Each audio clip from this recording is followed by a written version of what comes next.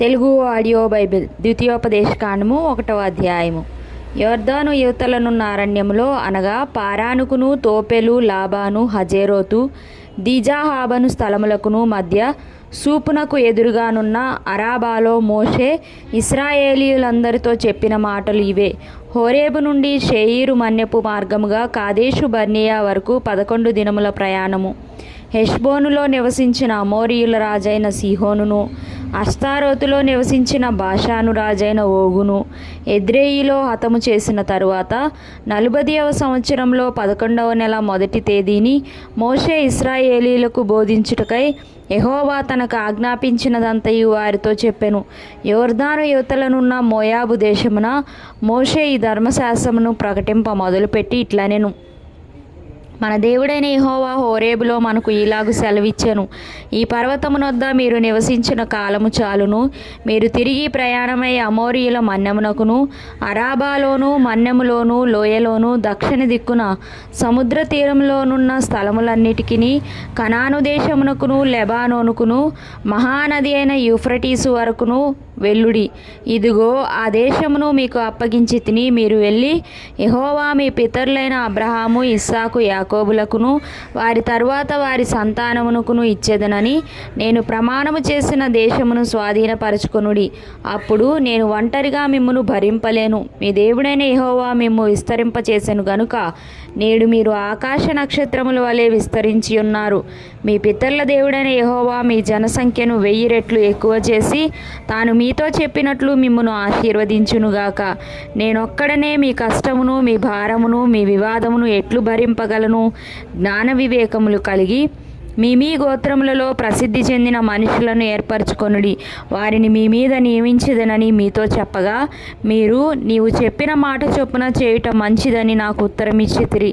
కాబట్టి బుద్ధి కలిగి ప్రసిద్ధులైన మీ గోత్రములలోని ముఖ్యులను పిలిపించుకొని మీ గోత్రములకు న్యాయాధిపతులుగా ఉండుటకై 1000 మందికి ఒకడును 100 మందికి ఒకడును 50 మందికి ఒకడును 10 మందికి ఒకడును వారిని మీ మీద నేను నియమించి తిని.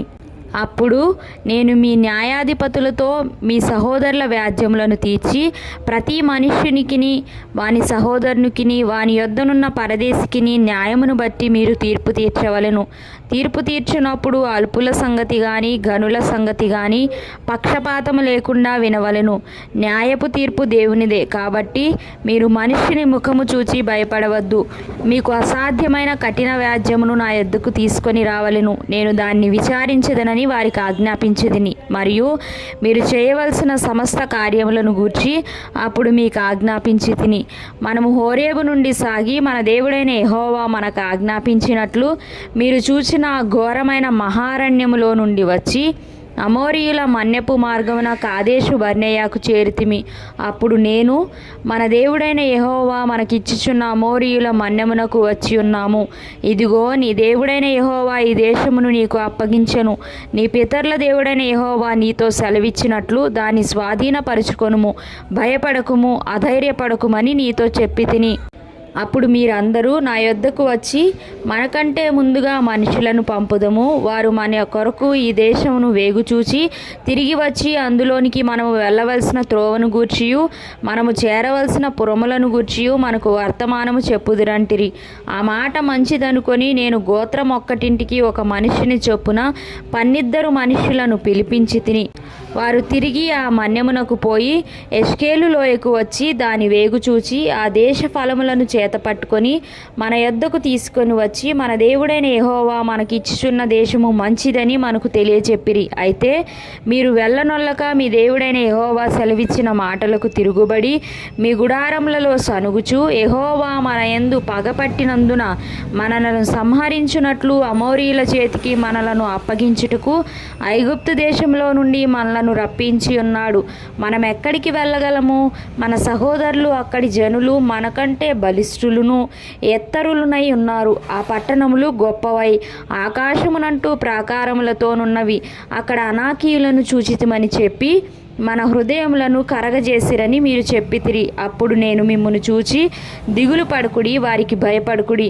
మీకు ముందర నడుచుచున్న మీ దేవుడైన యెహోవా మీ కన్నుల ఎదుట ఐగుప్తులోను అరణ్యంలోను మీ కొరకు చేసినట్టు మీ పక్షముగా యుద్ధము చేయును. మీరు ఈ చోటికి చేరు వరకు మీరు వచ్చిన మార్గమంతటిలోనూ మనుష్యుడు తన కుమారుని ఎత్తుకొన్నట్లు మీ దేవుడైన యెహోవా మిమ్మును ఎత్తుకొని వచ్చిన సంగతి మీరెరుగుదురని మీతో చెప్పితిని. అయితే మీకు త్రోవ చూపించి మీ గుడారములను వేయవలసిన స్థలమును మీకు సిద్ధపరచునట్లు రాత్రి అగ్నిలోను పగలు మేఘంలోను మీకు ముందర నడిచిన మీ దేవుడైన యెహోవా యందు మీరు విశ్వాసం ఉంచలేదు. కాగా యెహోవా మీరు చెప్పిన మాటలు విని బహుగా కోపపడి నేను మీ పితరులకు ఇచ్చేదనని ప్రమాణం చేసిన ఈ మంచి దేశమును ఈ చెడ్డతరము వారిలో యెఫున్నె కుమారుడైన కాలేబు తప్ప మరి ఎవడునూ చూడడు. అతడు పూర్ణ మనసుతో యెహోవాను అనుసరించెను గనుక అతడు దానిని చూచును. అతడు అడుగుపెట్టిన దేశమును నేను అతనికిని అతని సంతానమునకును ఇచ్చేదనని ప్రమాణము చేసెను. మరియు యెహోవా మిమ్మును బట్టి నా మీద కోపపడి నీ పరిచారకుడగు నూను కుమారుడైన యెహోషువ దానిలో ప్రవేశించును గాని నీవు దానిలో ప్రవేశింపవు. అతడు ఇశ్రాయేలీయులు దాని స్వాధీనపరచుకొన చేయును గనుక అతని ధైర్యపరచుము.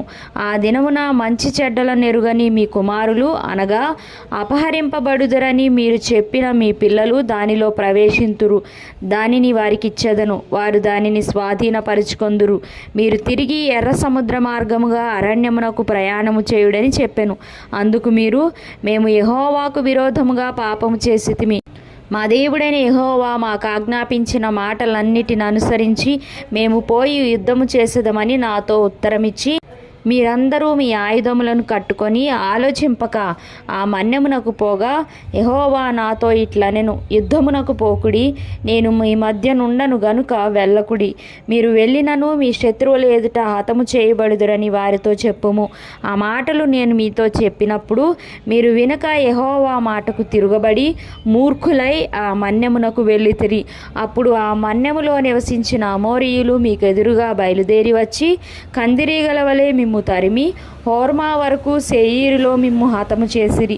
తరువాత మీరు తిరిగి వచ్చి యెహోవా సన్నిధిని ఏడ్వగా యెహోవా మీ మొరను లక్ష్య పెట్టలేదు, మీ మాట వినలేదు. కాగా మీరు కాదేశులో బహుదినములు నివసించితిరి.